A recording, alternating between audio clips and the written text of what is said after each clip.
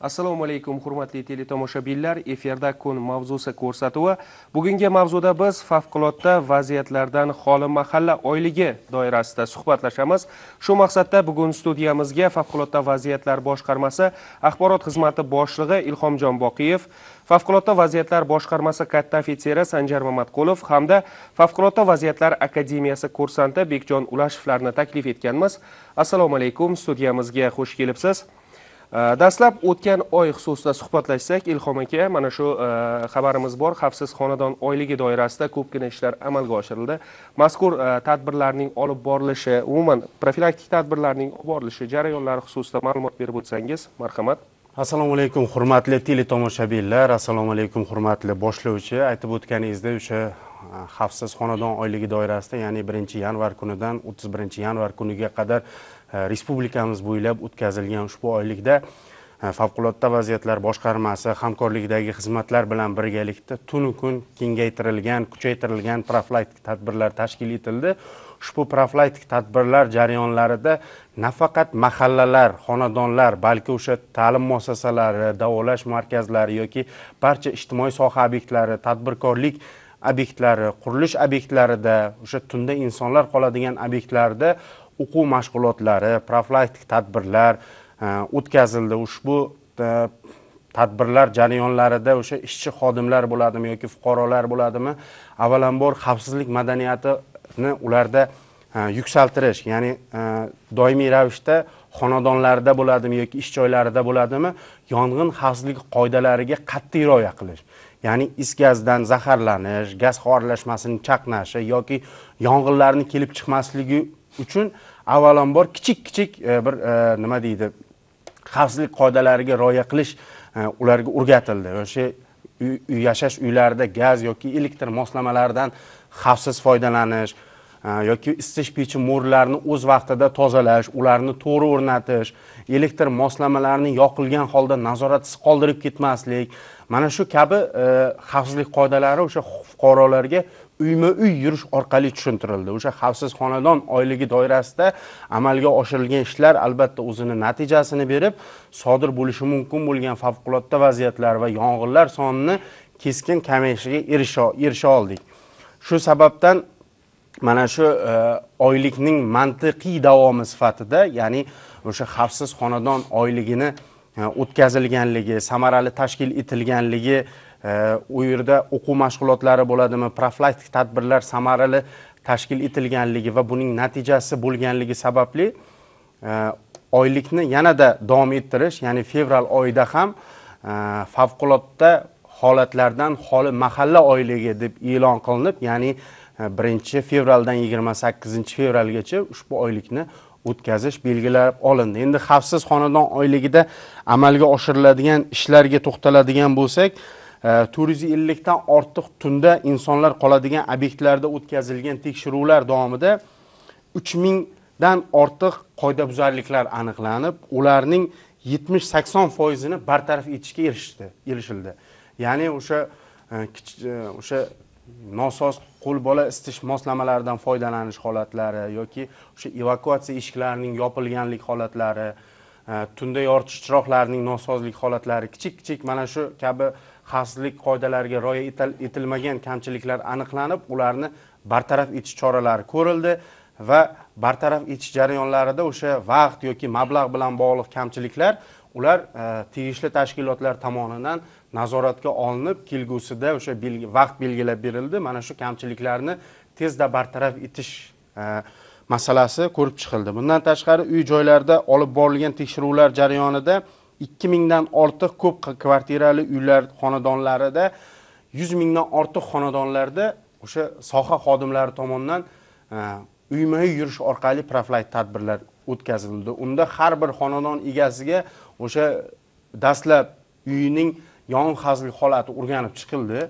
soha vakillari tomonidan. U yerga hamkorlikdagi xizmatlar ham jalb etildi. Bularga to'xtaladigan bo'lsak, gaz ta'minotining xodimlari, elektr ta'minotining mas'ul xodimlari va boshqa tegishli xizmatlar jalb etilib, dastlab o'sha yashash uylari to'liq yong'in xavfsizlik qoidalariga rioya etilishi nazoratdan o'tkazilib, o'sha kamchiliklari mavjud bo'lsa, o'sha yashash uyi egasiga xavfsizlik qoidalariga rioya qilish, Agar bu xavfsizlik qoidalariga rioya qilmasa, oqibati ayanchli holatlarga olib kelishi mumkinligi tushuntirildi hamda bu bo'yicha tegishli tavsiyalar berilib, eslatmalar tarqatib borildi. Albatta bundan fuqarolarimiz ham to'g'ri tushungan holda o'sha xavfsizlik qoidalari o'rgatilgandan so'ng fuqarolarimiz ham zudlik bilan bunga reaksiya bildirib, o'sha aniqlangan kamchiliklarni bartaraf etishda o'zlarini jonbozorliklarini ko'rsatdilar va buni natijasida mana yanvar oyini aytadigan bo'lsak, o'tgan yillarga nisbatan yong'inlarimiz kamayishiga erishdik. Yana bir raqamlarga to'xtaladigan bo'lsak, umuman viloyatimiz hududidagi maktablarning 258 tasida profilaktik tadbirlar o'tkazildi. Profilaktik tadbirlarda aynan ta'lim muassasalaridan o'tkazishdan asosiy maqsad yosh avlodlarni o'sha xavfsizlik madaniyatini o'rgatib borish, o'sha ko'plab yong'inlarni sodir bo'layotgan yong'inlarni tahliliga qaraydigan bo'lsak, bolalar sho'xligi natijasida ham yong'inlar ko'p sodir bo'ladi. Aynan bu borada o'sha aynan ta'lim muassasalarida olib borilayotgan profilaktik tadbirlar jarayonlarida o'sha bolalarga o'sha gugurt bilan o'ynash xavfli ekanligi, xavfsizlik qoidalariga amal qilish, gaz, elektr moslamalaridan foydalanmaslik, ayniqsa o'sha ota-onalariga yosh bolalarni qarovsiz qoldirib ketmaslik borasida tushunchalar berib borildi. Bu ta'lim muassasalarida olib borilayotgan tadbirlarimizdan yana biri o'sha yosh avlodni qutqaruvchi kasbiga qiziqtirish. Ya'ni ularni o'sha qutqaruv jarayonlarida ishtirok etishga qanaqa tartibda qutqarish mumkin yoki bo'lmasam o'sha qutqaruvchi kasbini qanday egallash mumkin, qaysi sohalarni o'rganish kerak, qaysi ta'lim muassasalariga o'qishga topshirish kerak, bu bo'yicha ularga tushunchalar berib borildi. Bundan tashqari o'sha targ'ibot tashviqot ishlari ham yaxshi xavfsiz xonadon oyligida yaxshi tashkil etildi. Misol tariqasida aytadigan bo'lsak, 79 mingdan ortiq mavzudagi eslatmalar tarqatildi fuqarolarga. 6 mingdan ortiq eslatmalar aynan bozorlarda tarqatildi. Ya'ni bozorlarda o'sha odam gavjum joylar bo'lganligi uchun o'sha savdo markazlari, odamlar gavjum joylarida 6 mingdan ortiq eslatmalar tarqatildi. Bundan tashqari o'sha viloyat hududidagi mavjud bozorlarda ham ko'p profilaktik tadbirlar tashkil etildi. Bilamiz, o'sha bozor hududlarida o'sha doimiy odam gavjum bo'lishi va u yerda profilaktik tadbirlarni samarali tashkil etish ko'plab o'sha favqulodda vaziyatlarni oldini olishga o'zini hissasini qo'shishini inobatga olib, o'sha viloyatimiz hududidagi 58 ta bozorlarda doimiy ravishda profilaktik tadbirlar o'tkazildi va o'tkazilgan profilaktik tadbirlar jarayonida sotuvchilar bo'ladimi yoki xaridorlar bo'ladimi, ularga o'sha xavfsizlik qoidalariga rioya qilish bo'yicha eslatmalar, bukletlar berib borildi. Bundan tashqari o'sha bozor hududida maishiy gaz ballonlaridan foydalanmaslik bo'yicha ham profilaktik reyd tadbirlari o'tkazilib, aynan ba'zi fuqarolar yoki ba'zi tadbirkorlar tomonidan o'zboshimchalik bilan maishiy gaz ballonlaridan foydalanish holatlari ham aniqlanib, bu o'sha tegishli tashkilotlar tomonidan rasmiylashtirib, bu o'sha maishiy gaz ballonlaridan foydalanish qat'iyan taqiqlanish choralari ko'rib borildi. Bundan tashqari o'sha ommaviy axborot vositalari bilan o'sha doimiy ravishda favqulodda vaziyatlar boshqarmasi tomonidan ommaviy axborot vositalari vakillari bilan ham doimiy ravishda hamkorlikda tadbirlar tashkil etilib borilmoqda. O'sha markaziy mahalliy telekanallarda 100 ga yaqin o'sha ko'rsatuvlar, lavhalar, maxsus reportajlar efirga uzatildi. 100 ga yaqin markaziy va mahalliy radio orqali o'sha aholini xavfsizlik qoidalariga rioya etishga chaqiriqlar yoki bo'lmasam amalga oshirilayotgan profilaktik tadbirlar haqida qisqa ma'lumotlar yoki viloyatimiz hududida sodir bo'lgan yong'in yoki favqulodda vaziyatlar haqida qisqa xabarlar uzatib borildi. Bundan tashqari o'sha ro'znomalar, gazeta sahifalarida ham 50 ga yaqin maqolalar chop etildi. Albatta bu shunday ko'rinib turibdiki, agar xavfsiz xonadon oyligi samarali tashkil etilganligi bu sodir bo'lgan yong'inlarni keskin kamayganligini, bu bizlar oylikni samarali tashkil eta oldik degan masalani ayta olamiz. Rahmat. Sanjar aka, mana shu bilamiz, favqulodda umuman yuzaga kelishi mumkin bo'lgan favqulodda holatlarni oldini olishda albatta mana shu xodimlarning jangovar tayyorgarligi birinchi o'rinda turadi. Umuman mana shu xodimlarning jangovar tayyorgarligini oshirish borasida qanday o'quv mashg'ulotlari tashkil etilmoqda? Shu xususda ma'lumot berib o'tsangiz. Assalomu alaykum, hurmatli teletomoshabinlar, hurmatli boshlovchi. Bu qutqaruvchi kasbi o'zi murakkab kasblardan bittasi hisoblanadi. Qutqaruvchilik ishlarini olib borish bizda faqat jangovar tayyorgarlikni oshirish, jangovar vazifalarni bajarish kuch talab qiladi. O'shaning uchun biz qutqaruvchilarimiz bilan muntazam ravishda o'quv mashg'ulotlari, kunduzgi, tungi o'quv mashg'ulotlarini o'tkazib kelamiz. Bunda chidamliligini oshirish maqsadida bizda ruhiy tayyorgarlik yo'laklarimiz mavjud, issiq tutunxonalarimiz mavjud. O'shalarda muntazam ravishda o'quv mashg'ulotlarini o'tkazib kelamiz, chidamliligini oshirish maqsadida. Hozirgi kunda mana yanvar oyida Xavfsiz xonadon oyligida 120 dan ortiq mashg'ulotlar o'tkazib keldik. Asosiy e'tibor tunda insonlar qoladigan obyektlar, odamlar ko'p yig'iladigan obyektlar, bozorlarda, ko'ngilochar obyektlarda muntazam ravishda shu mashg'ulotlar o'tkazib kelmoqdamiz. Bundan tashqari bizda qutqaruvchilarda jismoniy tayyorgarligini har oyda qutqaruvchilar bilan jismoniy tayyorgarlik bo'yicha sinovlar qabul qilamiz. O'sha sinovlarda ularni jismoniy tayyorgarligini oshirish eng asosiy maqsadlarimizdan bittasi hisoblanadi. Rahmat. Bilamiz, hozirgi paytda mana shu Favqulodda vaziyatlar akademiyasiga kirish jarayonlari boshlandi. Umuman mana shu akademiyaga o'qishga qabul qilinish uchun qanday ishlarni amalga oshirish kerak? Umuman o'zi tartibi qanday? Shu xususda ma'lumot berib o'ting. Marhamat Bekjon. Avvalambor assalomu alaykum hurmatli boshlovchi, assalomu alaykum teletomoshabinlar.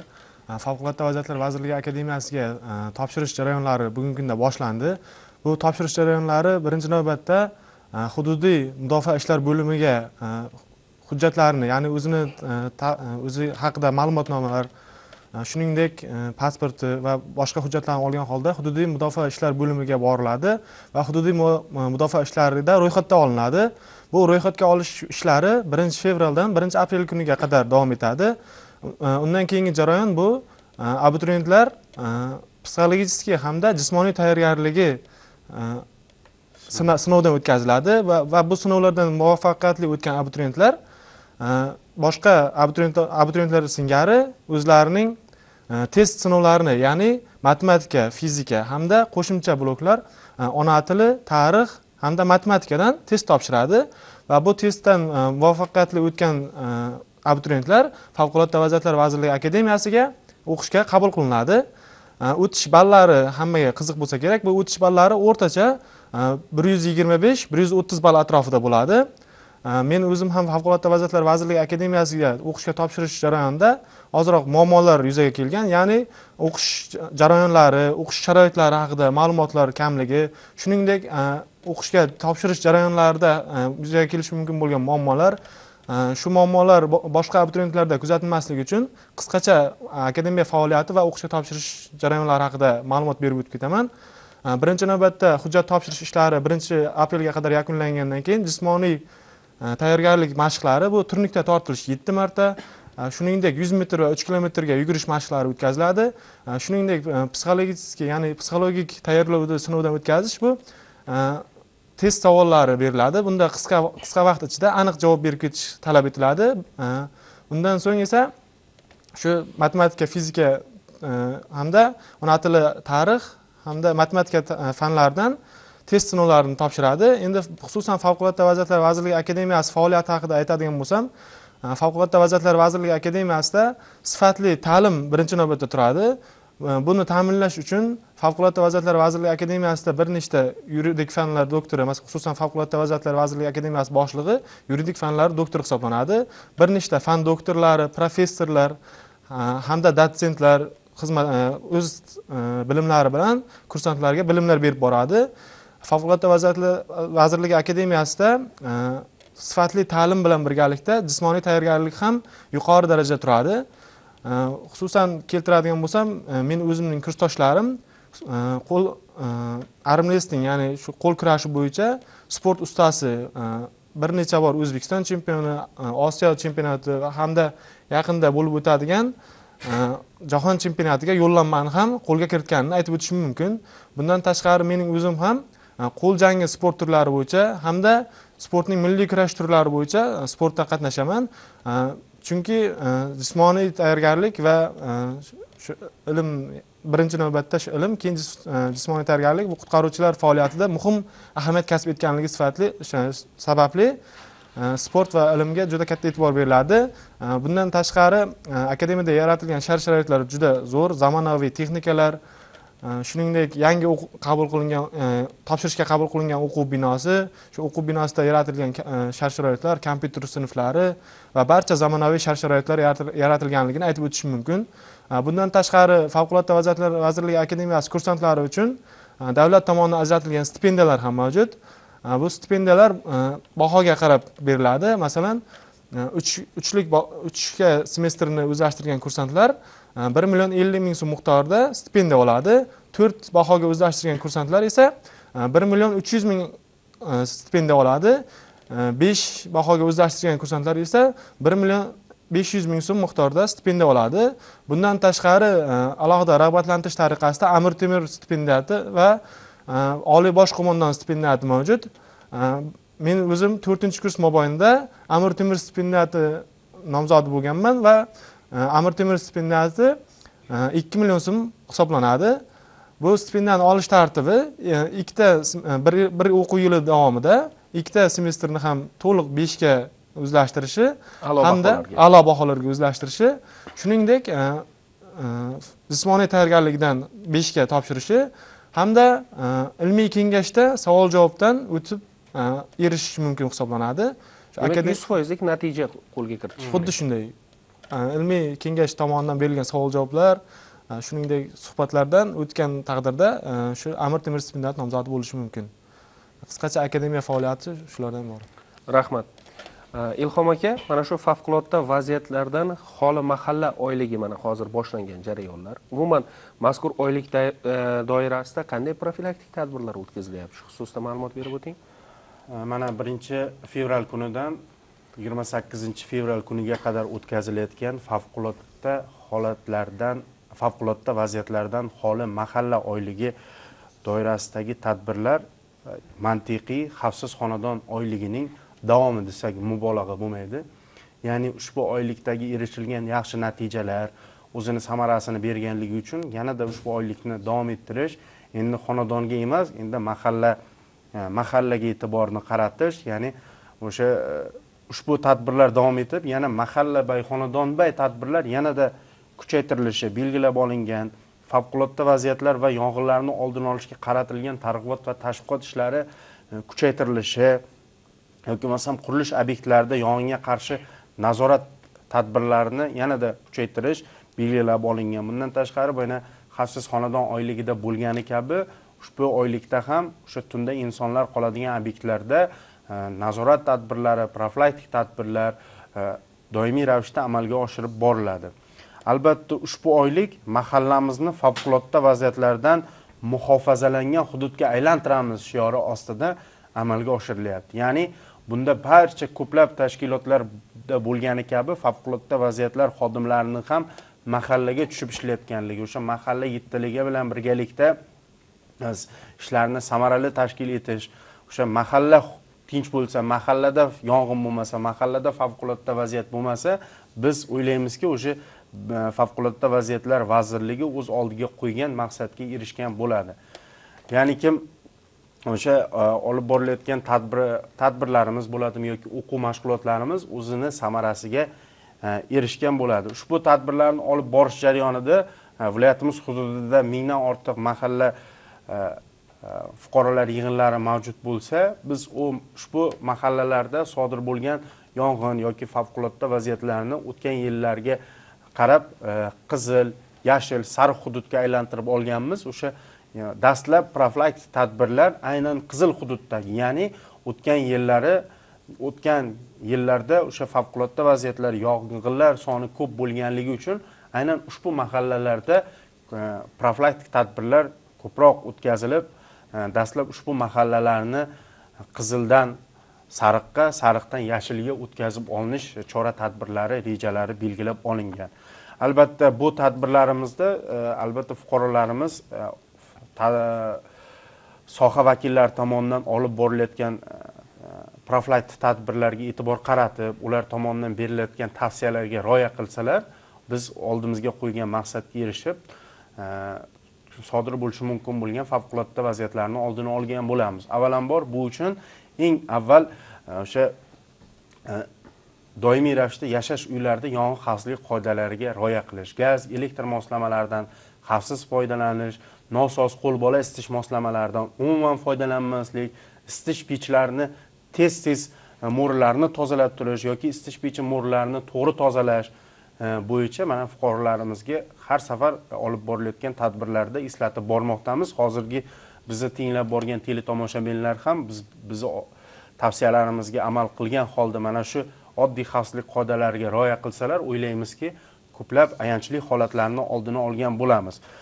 Bundan tashqari mana oldimizda yog'ingarchilik mavsumi ham yaqinlashib kelmoqda. Shu o'rinda fursatdan foydalanib gapirib o'tmoqchiman. Albatta o'sha yog'ingarchilik mavsumida bizni ko'plab muammolarimizdan biri aynan fuqarolarimiz deymizmi, mas'ul xodimlar tomonidan deymizmi, o'sha mahallalar yoki ko'chalardagi ichki ariqlarni o'z vaqtida tozalamaslik yoki turli chiqindilarni tashlab ketish oqibatida o'sha yomg'ir suvlari to'plangan holatda o'sha avtomobil yo'llariga chiqib ketish holatlari yoki fuqarolarning uylariga kirish holatlari ham sodir bo'lishi mumkin. Shu fursatdan foydalanib mana shu teletomoshabinlar mana bahor fasli yaqinlashishi bilanoq o'sha yog'ingarchilik mavsumida tayyorgarlik ishlarini boshlash, ya'ni o'sha ko'chalardagi ariqlarni tozalab qo'yish yoki masalan o'sha ariqlarga yoki nima deydi, suv o'tkazish quvurlariga turli chiqindilarni tashlab yubormasalar, biz o'ylaymizki, yog'ingarchilik mavsumini ham turli xil ko'ngilsiz holatlarsiz o'tkazib olishga erishamiz. Yana bir narsani aytib o'tib ketish kerak. Albatta hali isitish mavsumi o'z yakuniga yetmadi. Lekin mana shu mavsum davomida ham hali ham kuchaytirilgan tartibda ish rejimi olib borilyaptimi? Albatta, isitish mavsumi yakunlanmagan bo'lsa ham kuchaytirilgan tartibda profilaktik tadbirlar davom etmoqda. Bu o'sha mart-aprel oylariga qadar davom etadi. Ya'ni bu viloyat hokimligida yoki barcha shahar tuman hokimliklarida shtablar tashkil etilgan. Shtablar tomonidan 24 soat ish rejimida ishlar olib borilmoqda. Ya'ni o'sha u yerda faqatgina favqulodda vaziyatlar xodimi emas, barcha o'sha taalluqli idora tashkilotlarning mas'ul vakillari 24 soat ish rejimida xizmat olib bormoqda. U yerda o'sha qisqa raqamlar orqali keladigan murojaatlarni tezkorlik bilan yozib olib, o'sha joylarga mutaxassislarni, ta'mirlash, tiklash brigadalarini manzilga yuborib, shu fuqarolarga noqulayliklarni tezda bartaraf etish choralari ko'rilmoqda. Yoki misol uchun elektr ta'minotida sodir bo'lgan uzilishlarni tezda bartaraf etish uchun o'sha elektr korxonasi ta'minotining o'sha yetarli zaxiralari yoki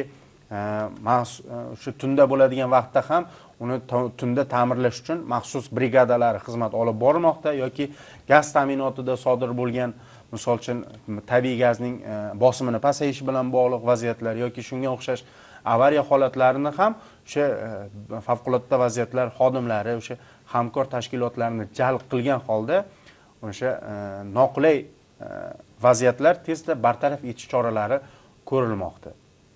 Ma'lumotlar uchun rahmat. O'ylaymizki, teletomoshabinlarimizga ham ushbu mavzuyimiz manfaatli bo'ldi. Hurmatli teletomoshabinlar, bizlarga ajratilgan vaqt o'z nihoyasiga yetmoqda.